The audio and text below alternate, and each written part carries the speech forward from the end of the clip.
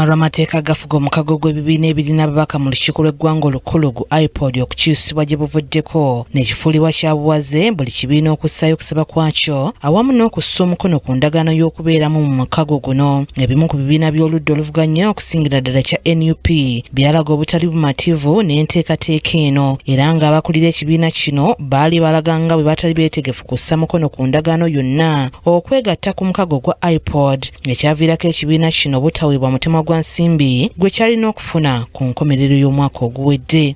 So bamanya nti ebyaffe byakujjako Museveni ne basala amagezi gonna agatulemesa okuba ne ssente abo basobole otulemesa okujjako Museveni.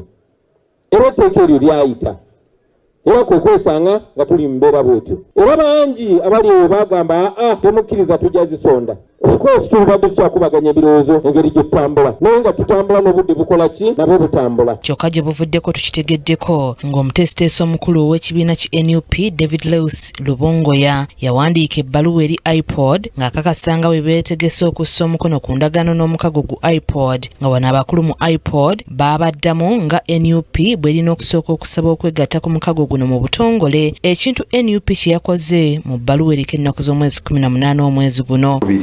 Ekibiina kirina okuwandiika ebbaluwa nga kiraga obukulembeze bw'omukago gu IPOD buvuddeyo ne bukakasa okusaba kwa NUP okwegatta ku mukago era akulira omukago guno Lawrence Serwambala Kabagabe ategeezezza nti beeteeseteese okutuuza olukiiko olw'oku ntikko olw'omukago okwaniriza ekibiina kino ki NUP n'ekibiina ki ANT oluvannyuma lw'okutuukiriza ebisaanyizo.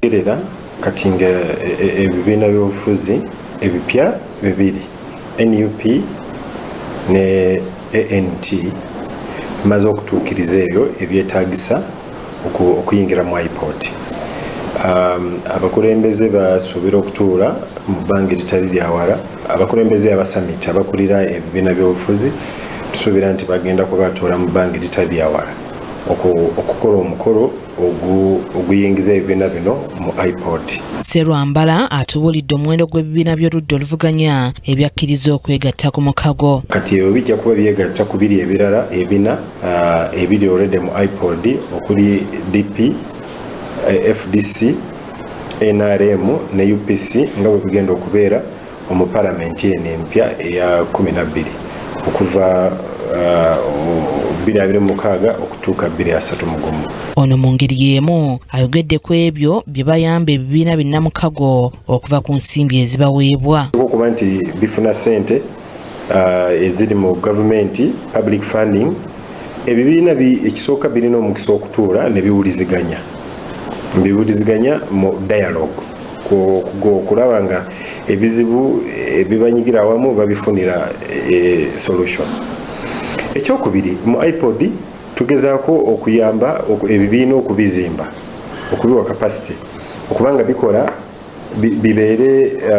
bibeere institutions ezirimu eggumba ezikola ebyo zirina okukola. Katugambe tubayamba tukola capacity building, tuyamba ebibiina manifestos. Tukitegeddeko ng'ekibiina ki People's Front for Freedom ekimu ku birina ababaka mu lukiiko lw'eggwanga olukulu tekinnaba kuteekayo kusaba kwakyo kwegatta ku IPOD era nga mu kwogera n'amyuka omukulembeze waakyo mu Buganda Dr. Lulume Bayiga ategeezezza nti bakyetegereza ensonga. Ekimu ku ebyo be basaba mwe muli okukyusa amateeka agafuga omukago gu IPOD kyokka nga Serwambala abaanokodde.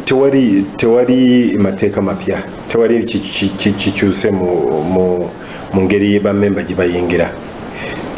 Kati kyetulina essaawa ya leero kyekyo ekimu ekibaddewo okuva emabega. Enjawulo weeri nti lwakuba kati ebbanga lino lyonna emabega tubadde tetunnafuna kibiina kirala kipya. Kati abantu badde tebannasoma kulaba kyetaagisa lwakuba tewabaddewo memba mupya agenda kuyingizibwa ng'akozesa emitendero egyo egiriwo. Kimuli Abdallah yakusakidde eggulire lino Crack TV amalindirire.